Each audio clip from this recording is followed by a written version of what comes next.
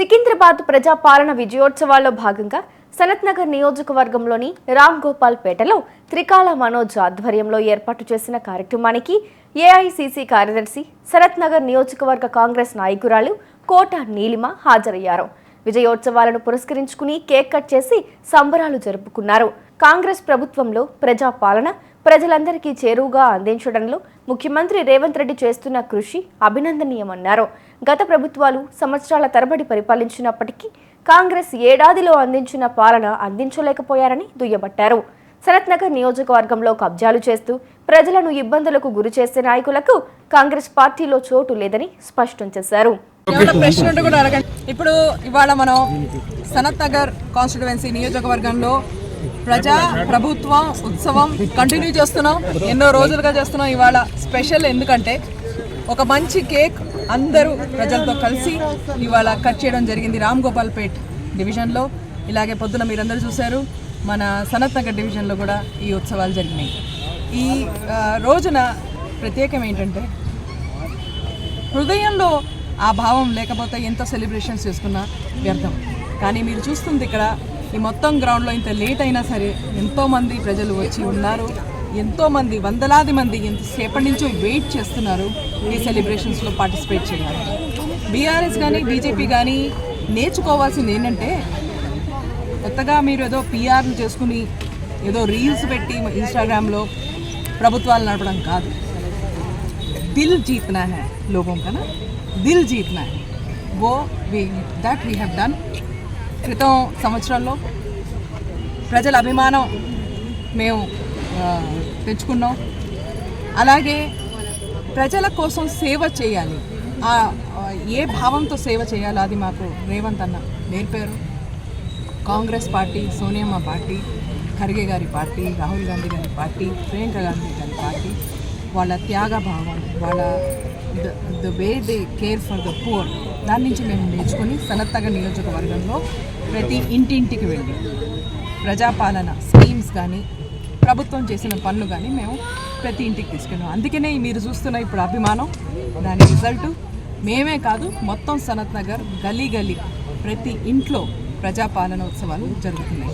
Madam ఇప్పుడు అలాగే మొత్తం తెలంగాణలో మొదటిసారి ప్రజాపాలన కమిటీలు కానీ ప్రజాపాలన ఆఫీసులు కానీ పెట్టింది సనత్ నగర్ డివిజన్, సనత్ నగర్ కాన్స్టిట్యుయెన్సీలో.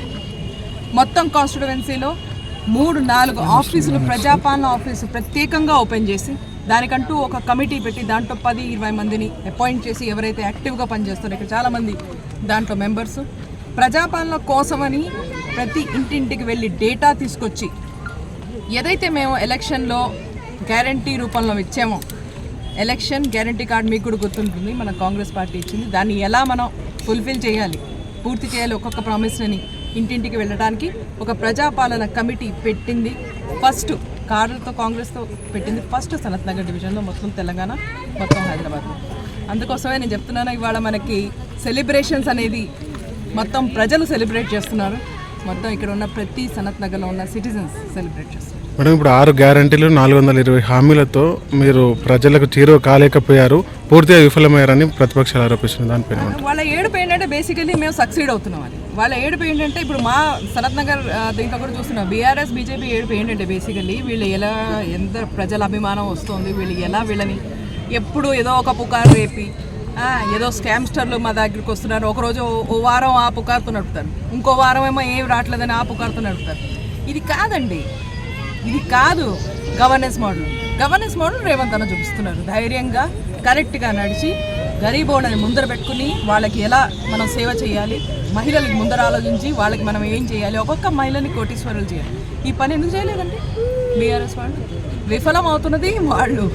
వాళ్ళ మా మీద అటాక్ చేసి ఏమి కుదరకపోతే ఒక ఏదో కరప్ట్ మనిషి మా కాంగ్రెస్లో వస్తున్నారని చెప్పి మొత్తం కార్డర్ని డిస్టర్బ్ అన్నీ అలవాటు అయిపోయింది, అందరికీ అర్థమైంది. మళ్ళీ నా ఈవెన్ పీపుల్ అండర్స్టాండ్, ప్రజలు కూడా తెలుసు కాంగ్రెస్ లాంటి పార్టీ ఎంతో మంచి హిస్టరీ ఉన్న పార్టీ, సోనియమ్మ త్యాగం చేసిన పార్టీ, చూసిన పార్టీ. అలాంటి పార్టీలో ఇలాంటివన్నీ అయ్యే ప్రసక్తి లేదు. ఈ రకమైన పుకార్లు చేసి డిస్టర్బ్ చేసి ఎవరైతే గ్రౌండ్కి వెళ్ళి కష్టపడి ప్రతి నిమిషం కష్టపడి ప్రతి ఇంటికి వెళ్ళి చేస్తున్న వాళ్ళని కాంగ్రెస్ కాడర్ని డిస్టర్బ్ చేయడానికి ప్రయత్నాలన్నింటిలో బీఆర్ఎస్ బీజేపీ విఫలమవుతున్నారు, ప్రత్యేకంగా సనత్ నగర్ కాన్స్టిట్యుయెన్సీలో. అది మీరందరూ కూడా చూస్తున్నారు. ఎక్కడన్నా యాక్టివ్గా ఉంటే ఇక్కడ కాంగ్రెస్ కాడర్ సనత్ నగర్ కాన్స్టిట్యుయెన్సీలో ఏదైనా ప్రాబ్లమ్స్ సాల్వ్ చేస్తున్నారు అంటే కాంగ్రెస్ కాడర్ సనత్ నగర్ కాన్స్టిట్యుయెన్సీ. వాళ్ళు ఏమంటున్నారు, వాళ్ళు చాలామంది ఇది ప్రజాపాలన అంటున్నారు, స్ట్రీట్ వెండర్స్ని ఇబ్బందులు పెట్టుకుంటున్నారు, ఇది ప్రజాపాలన ఎట్లయితుంది అని ప్రశ్నిస్తున్నారు. దానికి మీరు ఆల్రెడీ గవర్నమెంట్ వాళ్ళకి లైసెన్స్ లాగా ఇచ్చారు, వెండింగ్ జోన్స్ అని పెట్టారు. అట్లాంటి వాళ్ళని రోడ్డు మీద పొట్టకూలి ఇది చేసుకునే వాళ్ళని జరుపుతున్నారు. దానికి మీరు మీరు మంచి క్వశ్చన్ అడిగారు.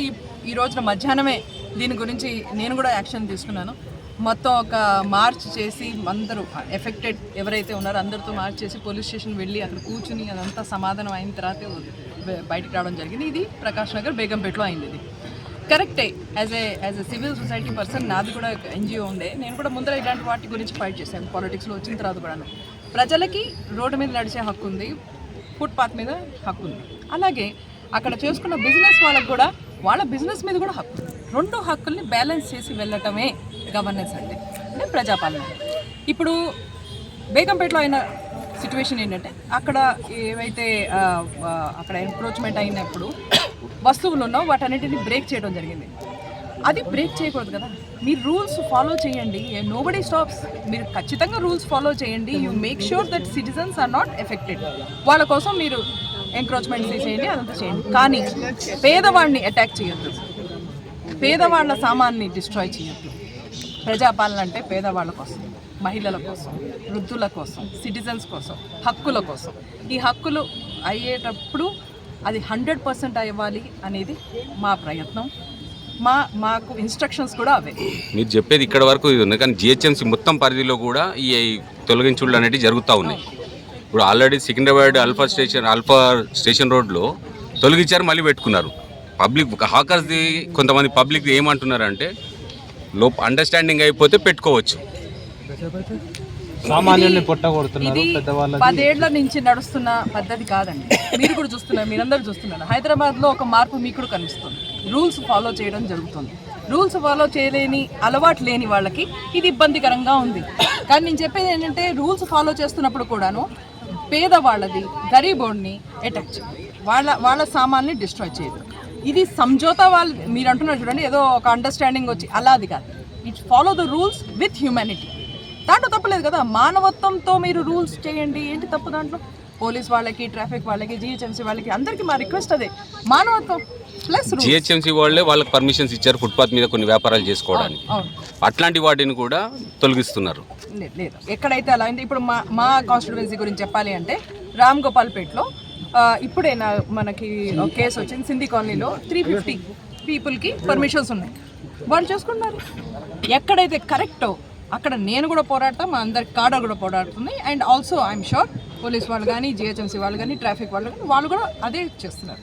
ఎక్కడైతే అవ్వట్లేదో కొన్ని చోట్ల అవ్వట్లేదో అక్కడ కూడా మేము వెళ్ళి పర్సనల్గా వాటిని సాల్వ్ చేస్తున్నాం. అక్కడ కూడా స్పందన కరెక్ట్గా వస్తుంది. మాకు ఇప్పుడు బేగంపేట్ కేసు ఎక్కడైతే ఆ వస్తువులన్నింటినీ డ్యామేజ్ చేశారన్నారో రేపు పొద్దున 10ంటికి ట్రాఫిక్ పోలీస్ వాళ్ళు ఆ వస్తువులన్నీ ఎవరెవరైతే హాకర్స్ ఉన్నారో వాళ్ళకి వాపస్ ఇస్తున్నారు. ఎందుకంటే వాళ్ళు ప్రతిరోజు ఎర్న్ చేసేవాళ్ళు, వాళ్ళు ప్రతిరోజు సంపాదించుకోవాలి, ఇంటికి తీసుకెళ్ళాలి డబ్బులు. వాళ్ళ సామాన్లు మీరు తీసేసుకుంటే మరి వాళ్ళు ఎట్లా బతికేది? కాబట్టి అది చెయ్యాలి. At the same time rule కూడా ఫాలో చేయాలి. ట్రాఫిక్ అండ్ జిహెచ్ఎంసీ రూల్స్ కూడా ఫాలో చేయాలి. ఈ రెండింటిని ఫాలో చేస్తూ ముందరకెళ్తాం. ప్రత్యామ్నాయం చూపించకుండా ఈ రకంగా చేయడం ఎంతవరకు కరెక్ట్? ప్రత్యామ్నాయం ఉంది, ఖచ్చితంగా ఉంది. దానికోసమే మేము ఒక కమిటీ కూడా పెట్టాము అక్కడ. ఇప్పుడు బేగంపేట ఆల్రెడీ తొలగించేసి అప్పుడు ప్రత్యామ్నాయం గురించి చెప్తున్నారు. ఇప్పుడు నెక్స్ట్ అయ్యే చోట్ల ఎక్కడైతే అవ్వబోతుందో ఇవన్నింటి నుంచి నేర్చుకుని మనం ముందర ఎలా చేయాలి అనే ఒక కమిటీ పెట్టి దాంట్లో ట్రాఫిక్ నుంచి, అలాగే లా అండ్ ఆర్డర్ నుంచి, జిహెచ్ఎంసీ నుంచి అండ్ లోకల్ పీపుల్, బిజినెస్ వాళ్ళు కూడా అక్కడ ఉంటారు. ఆ కమిటీలో డిసైడ్ చేసుకుని ఏ రోజు తీయాలి, ఏం చేయాలి, వాట్ ఈస్ ద ఆప్షన్ ముందరకెళ్తాం.